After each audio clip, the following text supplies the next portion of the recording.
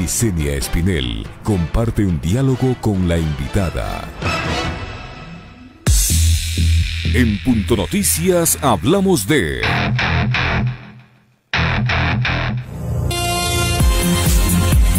Las elecciones presidenciales que Ecuador enfrentará en 2021 se desarrollarán en medio de la pandemia, lo que hará que las redes sociales tomen más relevancia como plataforma de difusión de los candidatos y sus propuestas. Eventos masivos, mítines y concentraciones estarán descartados si la pandemia se mantiene hasta enero de 2021, mes para el que está en agenda la campaña para la primera vuelta. Estos deberán ser reemplazados por eventos virtuales y propagandas en redes sociales. A 11 días de la fase de preparación de las elecciones primarias y a 51 días de la inscripción de candidaturas para las elecciones del 7 de febrero del 2021, algunas organizaciones políticas ya realizan precampaña. Unos recorren ciudades, recogen propuestas ciudadanas y otros ya tienen diseñado su logo para promocionarse. Sobre este tema hablaremos con Paulina Bercoutere Quinche, política quichua, militante feminista y concejala de Otavalo. Bienvenida.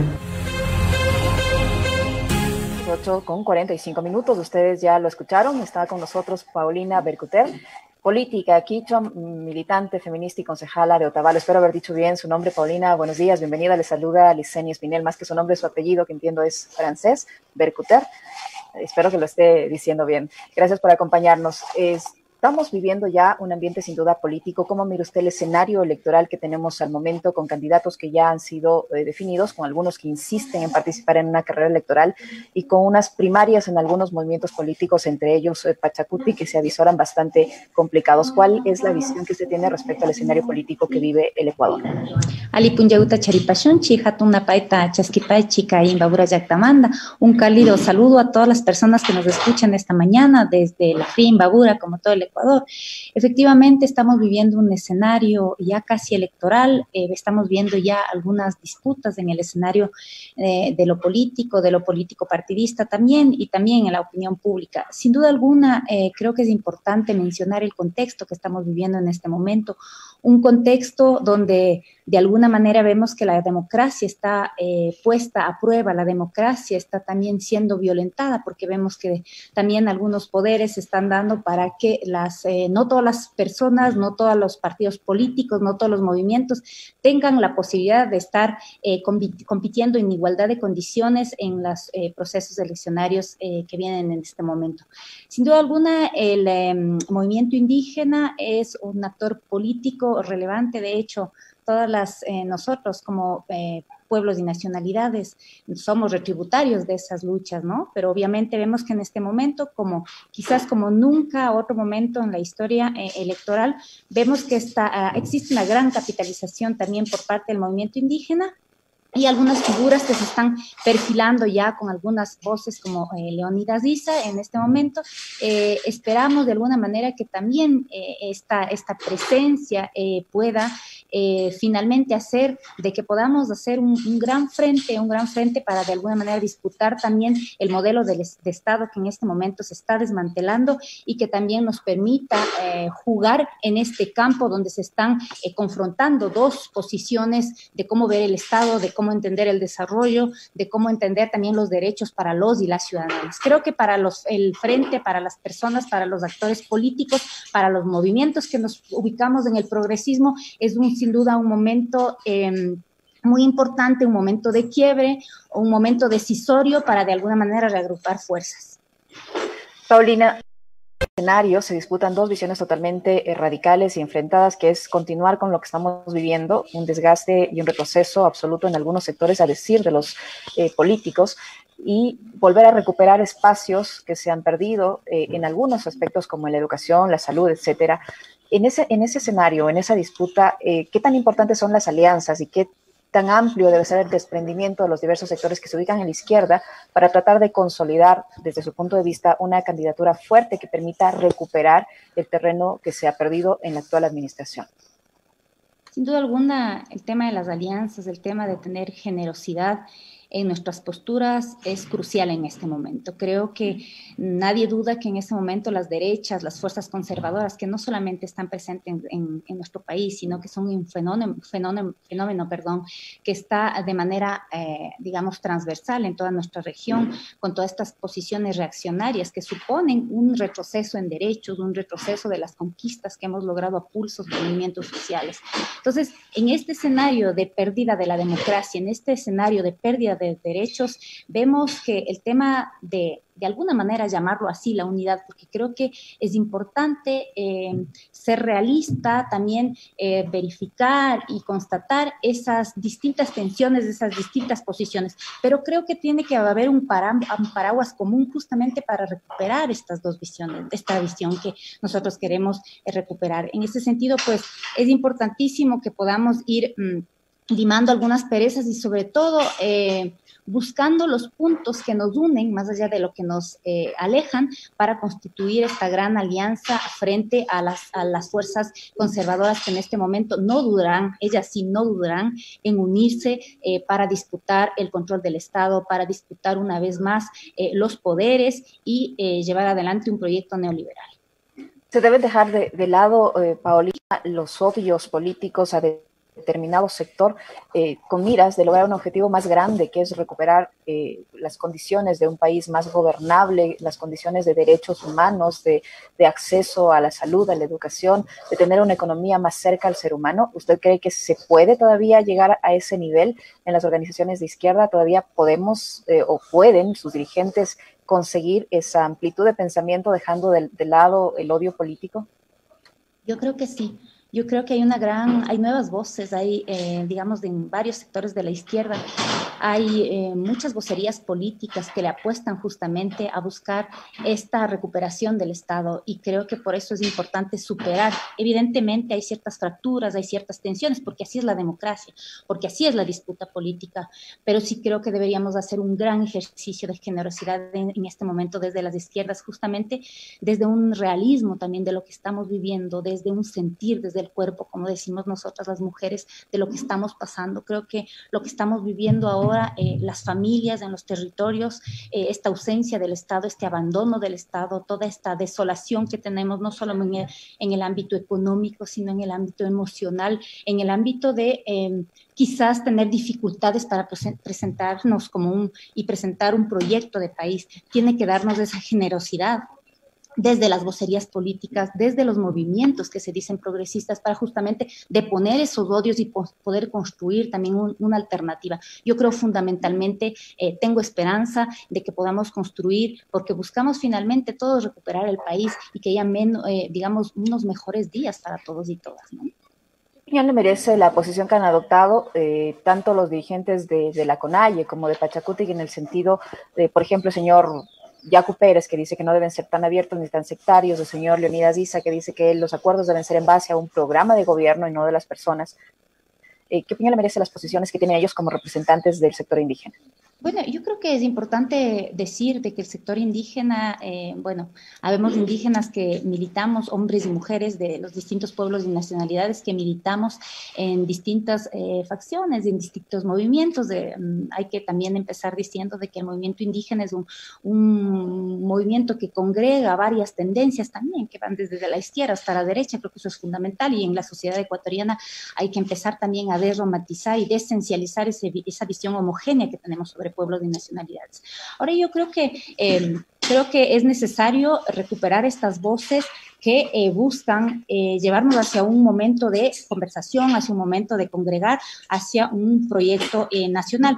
Yo creo que finalmente, si bien en todos los espacios existen figuras, y creo que en ese sentido los latinoamericanos es un poco parte de nuestra historia política, esto de las grandes figuras que de alguna manera congregan transitoriamente, pues, digamos, programas de gobiernos, muchas esperanzas también alrededor. Sin embargo, de eso creo que es un momento para, en esta disputa de lo político, justamente plantearnos la necesidad de un proyecto aglutinador, un proyecto que nos congregue, que busque recuperar el Estado, que busque también regresar a las grandes mayorías, todo lo que hemos visto en estos momentos desmantelado, gente que está, digamos, sin poder acceder a los servicios de salud, cientos, miles de personas también en el desempleo, miles de mujeres cada vez más precarizadas también. Entonces creo que justamente yo adhiero a que se pueda hacer justamente esa gran conversación, pero siempre en el ánimo del respeto. Creo que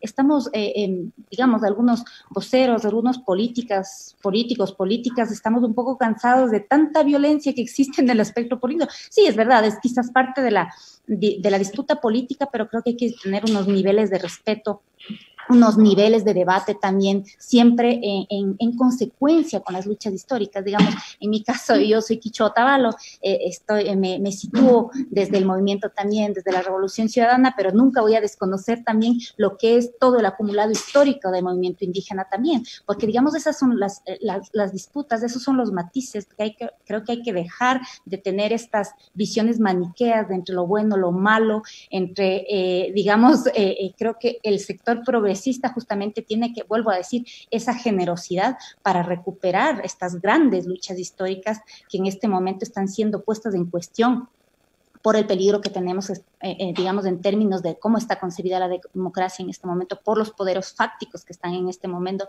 disputándose la democracia en Ecuador, y en el marco de esa generosidad poder proyectarnos también para recuperar nuestro país. ¿Qué opinión le merece a usted la decisión que ha adoptado el Consejo Nacional Electoral de suspender temporalmente a 4 organizaciones políticas, acogiendo una advertencia de la Contraloría, un órgano, una institución que está siendo cuestionada por su intromisión en una función que no le compete por parte del propio Tribunal Contencioso Electoral? Esto pone también en riesgo la democracia en el país, tomando en cuenta que se separa o se deja de lado organizaciones que tienen el derecho de participar y que finalmente sea el elector el que decida por quién o tal persona votar.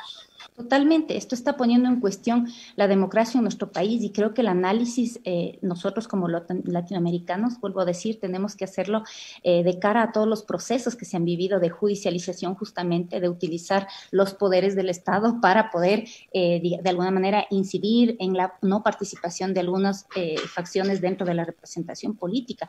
Creo que no solo lo digo yo, esto está inclusive a gente que no se, digamos, que se sitúa en cierta corriente política, está diciendo de esta clara intromisión de lo que son las competencias y las funciones, por ejemplo, del Contralor en otro espacio que no le compete. En ese sentido, tenemos una Constitución que es bastante clara en lo que tiene que ver las funciones de los poderes, y en ese sentido, pues está en este momento en la Corte Constitucional decir efectivamente y pronunciarse claramente frente a este claro ataque a la democracia, porque no se puede en este momento, utilizando, digamos, el control de una función del Estado, proscribir la legítima participación de un movimiento político, de una facción que es totalmente legítima. Ya en la disputa electoral, ya en las elecciones se determinará, digamos, los afectos del pueblo ecuatoriano en ese sentido, pero ahora volver a decir que eso es totalmente una acción que otra vez pone en cuestión toda nuestra democracia.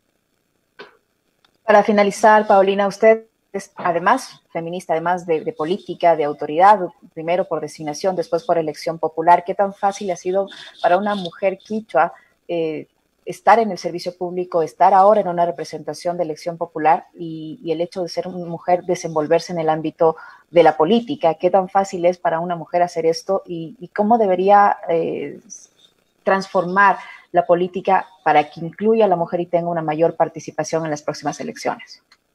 Bueno, yo creo, y empezaré diciendo que tanto como quichua como mujer siempre seré retributaria de todo el camino que se ha hecho antes. Finalmente no estamos aquí por representaciones individuales, creo que cuando estamos en un espacio es justamente por todo ese acumulado colectivo histórico que nos permite colocar una voz en el espacio de la disputa política, ¿no? Y efectivamente, para las mujeres que estamos irrumpiendo en un espacio que secularmente ha sido un espacio masculino, irrumpir en el espacio de la disputa del poder es mucho más complicado, porque sobre nosotras pesan pues ciertos estereotipos de que tenemos no ser tan confrontativas, que justamente no tenemos que asumir ese rol en la disputa del poder, vuelvo a decir, ¿no? Para una mujer indígena, para una mujer quichua, para una mujer afrodescendiente, todavía más, porque sobre nosotras pesan otros estereotipos que nos han concebido más, inclusive no solamente dentro del espacio privado, sino del espacio asignadas a ciertas funciones o a ciertas tareas específicamente dentro del servicio, y volviendo a hablar sobre el imaginario racista que todavía es del ecuatoriano. Sin duda alguna, es un reto. Podría contar 1000 anécdotas sobre cómo, digamos, las dificultades que tenemos las mujeres para disputar esos espacios, y sobre todo las mujeres quichuas y de pueblos de nacionalidades. Sin embargo, de eso yo creo que estamos viviendo también un huarmipacha, como decimos en quichua, un regreso, un momento del tiempo femenino. Y en ese sentido creo que de cara a las elecciones que vamos a tener ahora, por ejemplo, vemos que hay algunas reformas electorales, sobre todo las que se han hecho al Código de la Democracia, que justamente amplían esos derechos políticos de las mujeres. Hemos visto que, claro, hemos ganado la posibilidad de estar en las listas por alternancia, pero eso no ha asegurado también nuestra participación. Obviamente que el tema no es solo numérico, sino también cómo algunas mujeres tenemos la agenda de las mujeres en la disputa política, ¿no?